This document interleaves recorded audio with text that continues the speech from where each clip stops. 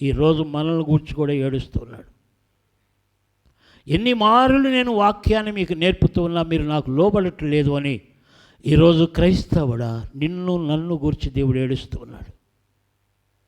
క్రైస్తవుడు అని చెప్పుకోవటం మంచిదే, కానీ నీవు యేసయ్యని ఏడ్పించే క్రైస్తవుడేమో, యేసయ్యను బాధ పెట్టే క్రైస్తవుడేమో, యేసయ్యను మరలా సిలువ వేసే క్రైస్తవుడేమో.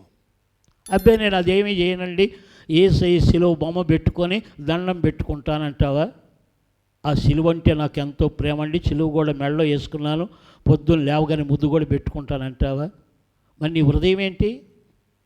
సిలువ ముద్దు పెట్టుకున్నా మంచిదని కాదన్ను, నీ హృదయం ఏంటి?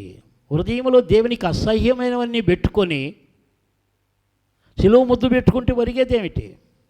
వీళ్ళే సిలువ శత్రువులో చెడుగును హృదయంలో పెట్టుకొని, అహంకారం హృదయంలో పెట్టుకొని, గర్వం హృదయంలో పెట్టుకొని, పాపిష్టి పనులు హృదయంలో పెట్టుకొని, మెడలో సిలువ వేసుకొని, ఇంట్లో సిలువ పెట్టుకొని, రోజు ఇంట్లో ఉన్న సిలువకు దండం పెట్టి మెడలో వేసిన సిలువను ముద్దు పెట్టుకొని, నీ హృదయంలో ఉన్న గర్వాన్ని వదిలిపెట్టట్లా, నీ హృదయంలో ఉన్న చెడుగును వదిలిపెట్టట్లా, నీ హృదయంలో ఉన్న అహంకారాన్ని వదిలిపెట్టట్లా, నీ హృదయంలో ఉన్న మూఢనమ్మకాలు వదిలిపెట్టట్లా. దేవుడు ఎలా ప్రేమిస్తాడు? ఎలా ప్రేమిస్తాడు ఆలోచించండి. అందుకే విసిగిపోయి దేవుడు చెప్పింది ఏంటంటే, ప్రభువా ప్రభువా అని పిలుసు ప్రతివాడు పరలోక రాజ్యంలో ప్రవేశించడు అని గట్టిగా చెప్పేశాడు. ఇవన్నీ చూసి ప్రజల హృదయాలు బలత్కారముతో నింపబడి దేవునికి లోబడకపోవటాన్ని బట్టి ప్రభువా ప్రభువా అని పిలిచే ప్రతివాడు పరలోకంలో ఉండలేని ఒక్క మాటతో తీర్పు తీర్చేశాడు దేవుడు.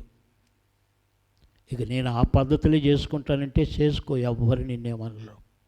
కానీ దేవుడు నిన్ను ప్రేమిస్తూ ఉన్నాడు. నీవు నరకానికి వెళ్ళటం ఆయనకి ఇష్టం లేదు.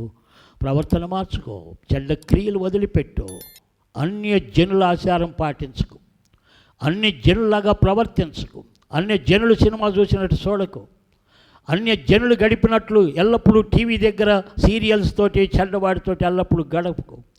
అన్య జనులు గడిపినప్పుడు నీ చేతిలో ఉన్న సెల్ ఫోన్తో ఎక్కువ సావాసం పెట్టుకొని లోకమంతా చూడకు. సెల్ ఫోన్ ఎంతవరకు అవసరమో అంతవరకు వాడుకోండి. వ్యర్థమైనవన్నీ చూస్తూ కాలక్షేపం చేయొద్దు. అన్యులకు సరిపోద్ది, నీకు సరిపోదు. అది అన్య జనుల ఆచారాల్లోనికి వెళ్ళొద్దు. ఆ పద్ధతులు ఈ రోజైనా మార్పు చెందు అని దేవుడు బ్రతిమలాడుతున్నాడు. దేవుని ప్రేమ అర్థం చేసుకోండి. దేవుని ప్రేమ నిన్ను బ్రతిమలాడుతుంది.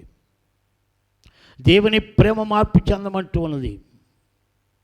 దేవుని ప్రేమ నిన్ను బ్రతిమలాడుతుంది, లేదా నష్టపోతావని చెబుతున్నది.